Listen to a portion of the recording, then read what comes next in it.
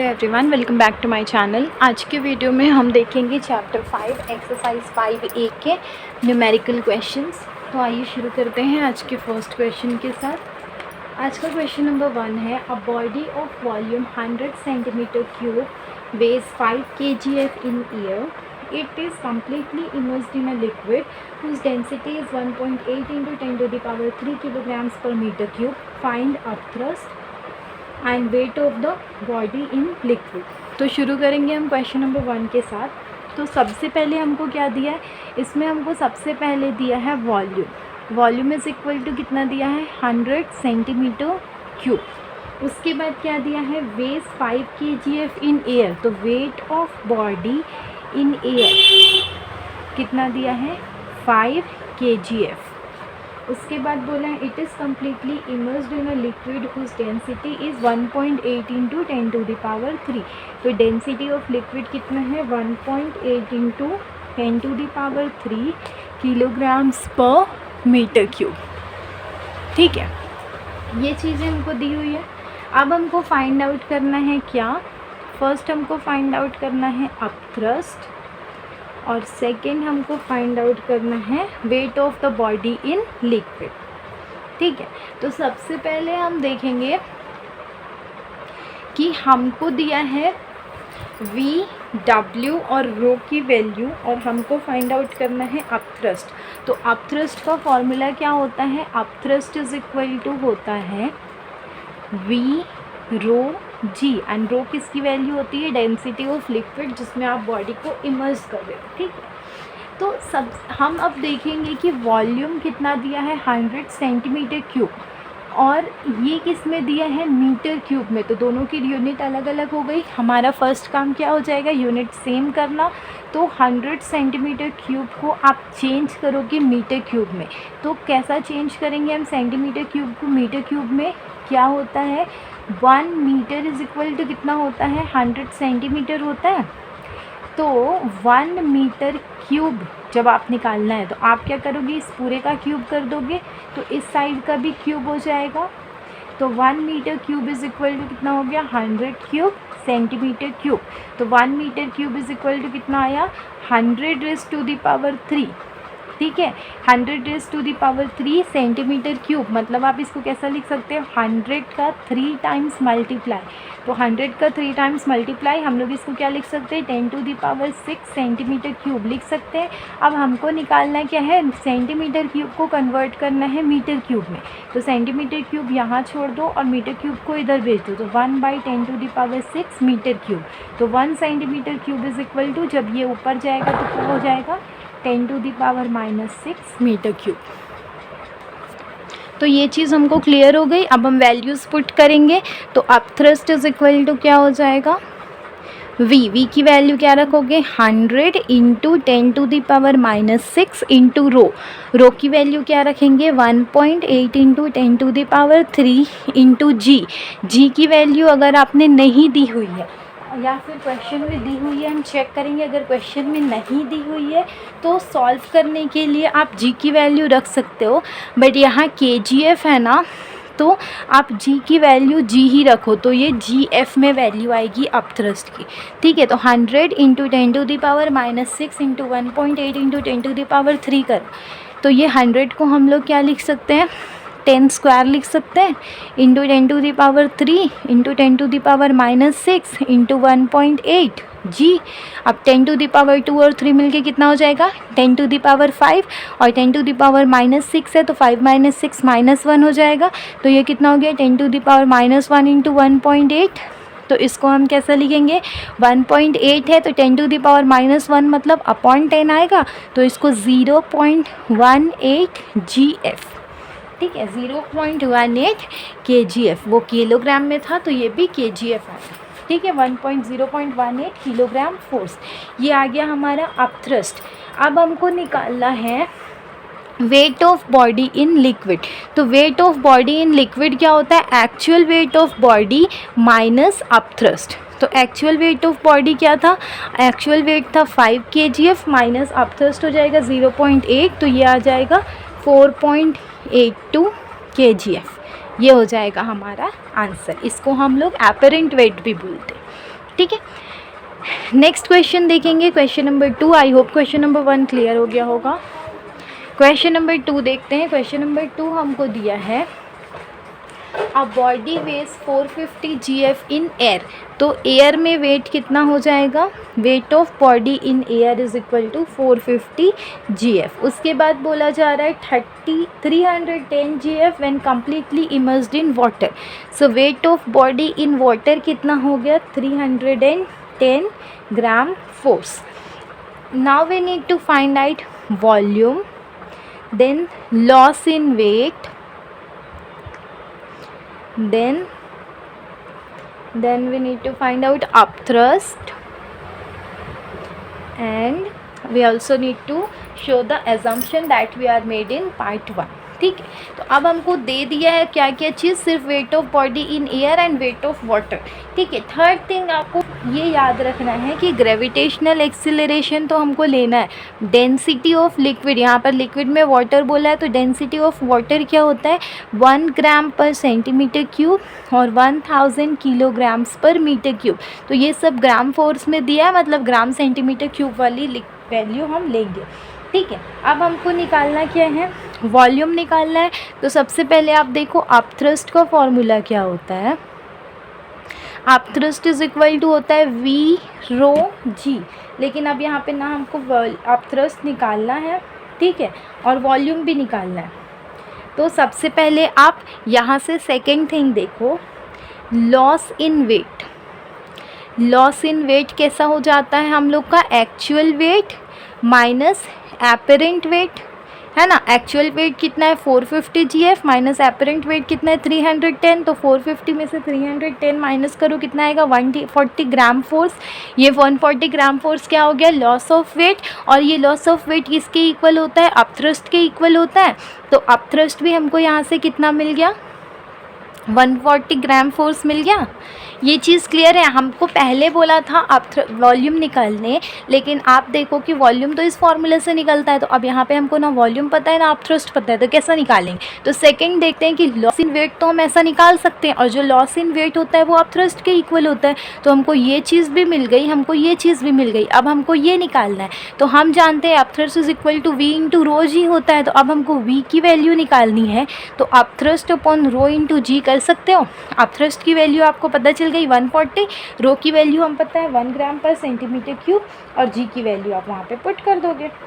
ठीक है, तो आप पुट करो तो 140 क्या हो गया, अपथ्रस्ट अपॉन रो की वैल्यू कितनी है 1, G की वैल्यू हमने पुट नहीं करनी क्योंकि ये ग्राम फोर्स में होता है।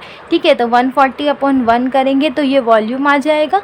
तो वॉल्यूम इज इक्वल टू हो जाएगा 140 क्या, सेंटीमीटर क्यूब, क्योंकि वो सब ग्राम में है तो ये सेंटीमीटर में आएगा। ठीक है, तो ये चीज़ क्लियर हो गई क्वेश्चन नंबर 2 में। क्वेश्चन नंबर 2 बहुत सिंपल है, हमको सिर्फ ये याद रखना है कि G की वैल्यू हम पुट नहीं कर रहे हैं क्योंकि ये सब ग्राम फोर्स में आ रहा है। ठीक है, नेक्स्ट क्वेश्चन में जाते हैं, क्वेश्चन नंबर 3। क्वेश्चन नंबर 3 हमको दिया है, अच्छा एजम्पशन हमको बताना था, तो हमने एजम्पशन क्या माना है यहाँ पे कि डेंसिटी ऑफ वाटर जो है वो 1 ग्राम पर सेंटीमीटर क्यूब है। नेक्स्ट क्वेश्चन देखते हैं, you are provided with a hollow iron ball A of volume 15 centimetre cube. तो फर्स्ट आयरन बॉल है ए जिसका वॉल्यूम है 15 centimetre cube and mass 12 gram. तो मास किसका है फर्स्ट बॉल का 12 ग्राम।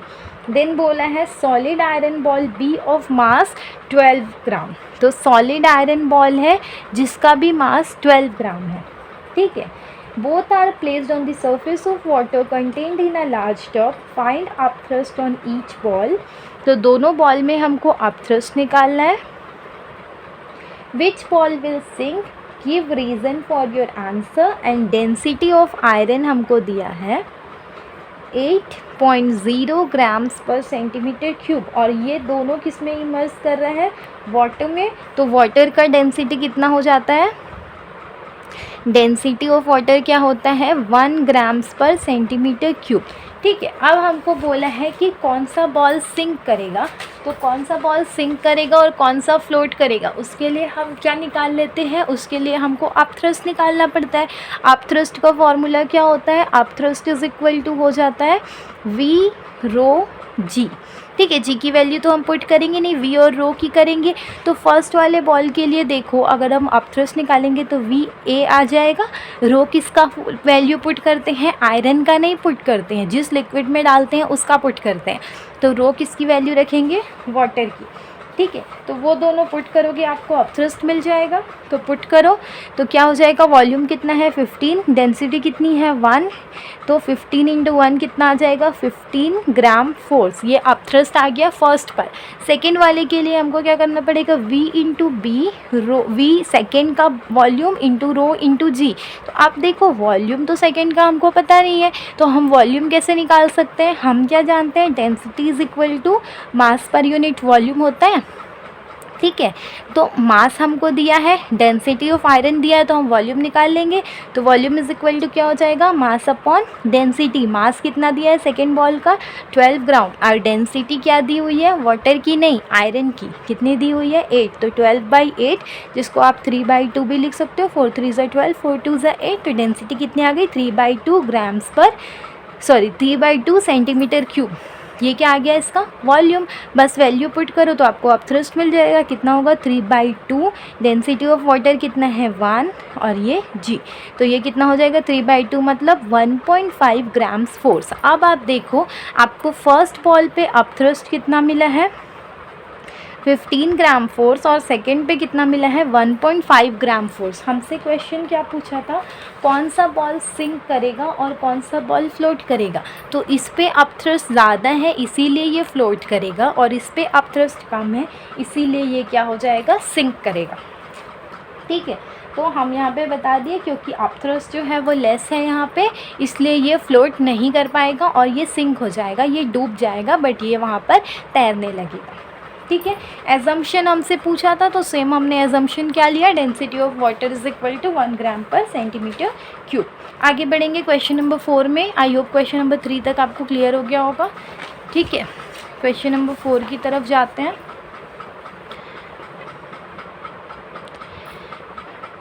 क्वेश्चन नंबर 4 हमको दिया है a solid of density 5000 kilograms per metre cube. तो डेंसिटी लिख लो, कितना है? 5000 kilograms per metre cube.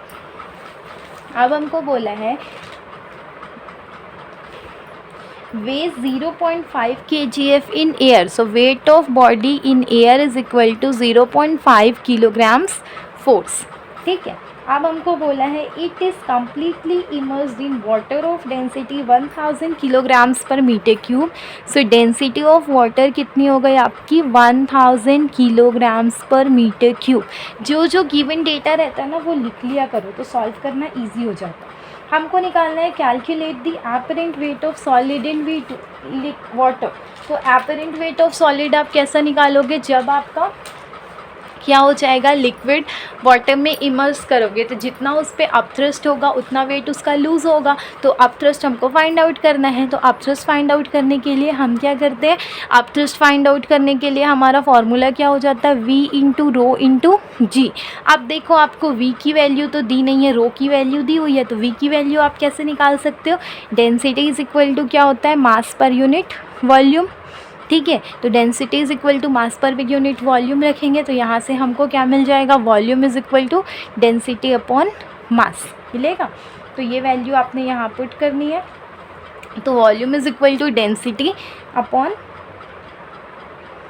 Sorry volume यहाँ जाएगा मास अपॉन डेंसिटी। ठीक है, तो volume is equal to mass upon density. Mass कितना है? 0.5 और डेंसिटी कितना है? 5000। 0.5 अपॉन 5000 कर देंगे तो ये हटा दो तो 1/10,000। ठीक है, तो ये आ गया आपका क्या? वॉल्यूम। अब इस वैल्यू को आपने पुट करना है और आपको क्या निकालना है? इसका अपथ्रस्ट। तो एफ अपथ्रस्ट कितना हो जाएगा? V की value 1/10,000 into rho density of water 1000 और G तो रह गई तो 1 2 3 1 2 3 3 0 कट गया। 1/10 मीन्स 0.1 क्या आया? kgf। ये किसकी वैल्यू आ गई? एपरेंट वेट की, सॉरी ये किसकी वैल्यू आ गई? अपथ्रस्ट की। अब हमको अपथ्रस्ट मिल गया। हमको क्वेश्चन में क्या बोला था? हमको फाइंड आउट करना था apparent weight of solid in water. तो एपरेंट वेट क्या हो जाएगा? Apparent weight is equal to हो जाएगा actual weight minus weight of solid in water या फिर अपथ्रस्ट बोल लो उसको, ठीक है। तो एक्चुअल वेट कितना था 0.5, इसमें से माइनस कर दो अपथ्रस्ट को, तो ये कितना आ गया 0.4। तो ये 0.4 क्या हो जाएगा एपरेंट वेट, मतलब जब आप किसी लिक्विड को किसी बॉडी को लिक्विड में इमर्स करते हो तो क्या होता है, लिक्विड का जो वेट बाहर रहता है वो ज़्यादा होता है जब आप बॉडी को इमर्स करते हो इनसाइड द लिक्विड उससे, ठीक है। जब आप बॉडी अंदर रहेगी पानी के तो वो थोड़ी हल्की होती है, बट जब ऊपर आती है तो वो हैवी हो जाती है। तो उसी को जो लॉस इन वेट होता है उसी को बोला जाता है एपरेंट वेट। लास्ट क्वेश्चन देखते हैं आज का, क्वेश्चन नंबर 5। क्वेश्चन नंबर 5 हमको दिया है 2 spheres A and B each of volume 100 centimetre cube. तो 2 स्फेयर्स हैं VA और VB, दोनों की वैल्यू है 100 सेंटीमीटर क्यूब। आगे देखते हैं क्या दिया है। Placed on water, density of water हमको दिया है 1 ग्राम्स पर सेंटीमीटर क्यूब। आगे बोला है the sphere A is made of would, density 0.3 grams per centimetre cube. तो डेंसिटी ऑफ वुड दिया हमको 0.3 ग्राम्स पर सेंटीमीटर क्यूब। उसके बाद बोला the sphere B is made of iron of density 8.0 grams per centimetre cube. तो density of iron दिया है 8.0 grams per centimetre cube. अब हमको बोला जा रहा है find the weight of each sphere. तो हमको वेट निकालना है फर्स्ट का और वेट निकालना है सेकंड का। उसके बाद बोला जा रहा है अपथ्रस्ट ऑन ईच स्फीयर। तो अपथ्रस्ट ए पर और अपथ्रस्ट बी पर, ये 2 चीज़ हमको निकालनी है, ठीक है। इसके बाद बोला जा रहा है विच स्फीयर विल फ्लोट। तो हमको पता है जिस पर अपथ्रस्ट ज़्यादा होगा वो फ्लोट करेगा, जिस पे कम होगा वो सिंक करेगा। तो हमको पहले वेट निकालना है। वेट निकालने के लिए आप क्या जानते हो, सिंपल सी फॉर्मूला हम जानते हैं कि density is equal to mass per unit volume होता है। आपको density is equal to mass per unit volume होता है। तो यहाँ से हमको क्या निकालना है, मास या फिर वेट। तो वेट इज़ इक्वल टू क्या हो जाएगा, डेंसिटी इनटू वॉल्यूम हो जाएगा।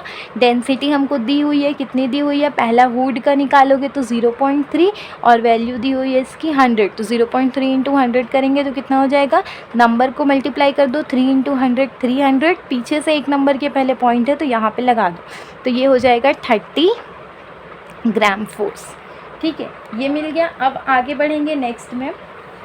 नेक्स्ट हमको आयरन का निकालना है। तो आयरन के लिए भी सेम हो जाएगा, density of iron into volume. तो डेंसिटी ऑफ आयरन कितना है 8 और वॉल्यूम 100, तो 8 इंटू 100 800 ग्राम फोर्स। यहाँ तक चीज़ें समझ आ गई। तो दोनों का वेट हमको मिल गया। पहले का कितना मिला हमको, पहले का मिला 30 और सेकेंड का 8.9 दिया है क्या, तो 8.9 लेंगे। तो ये 8.9 इंटू 100 कितना हो जाएगा 890, ठीक है। तो 890 ग्राम फोर्स हो गया। अब सेकेंड हमको अपथ्रस्ट निकालना है। तो अपथ्रस्ट का फॉर्मूला क्या होता है, V रो G होता है। जब फर्स्ट वाले के लिए निकालेंगे तो VA हो जाएगा। तो VA की वैल्यू कितनी है 100। डेंसिटी किसको लोगे, फर्स्ट वाले की, इसकी नहीं, डेंसिटी इसकी लेंगे। तो डेंसिटी क्या हो जाएगी 1 और ये G ही रहेगा, तो ये हो जाएगा 100 GF। और सेकेंड वाले के लिए निकालेंगे तो 890 इंटू 1 और ये G ही रहेगा, तो 890 ग्राम फोर्स। आप देखिए फर्स्ट वाले में कितना लग रहा है, फर्स्ट वाले में 100 ग्राम फोर्स का अपथ्रस्ट लग रहा है, सेकेंड वाले में 890 ग्राम फोर्स का अपथ्रस्ट लग रहा है। तो जिस पे ज़्यादा अपथ्रस्ट लगेगा वो ऊपर की तरफ जाएगा और जिस पे कम अपथ्रस्ट लगेगा वो नीचे डूब जाएगा। तो हमारा क्वेश्चन पूछा गया है कि which sphere will float and which sphere will sink. So first sphere will sink because its upthrust is low and second sphere will float because its upthrust is high. Okay, so ये थे 5 questions जो हमारे exercise 5A के थे। I hope ये 5 questions आपको clear हो गए होंगे। If yes and you are liking my series, please hit the like button, comment if you have any query or suggestion, and share the video with your friends also who also can use this video for their education. Okay, so thank you everyone for watching the video till here. Have a nice day.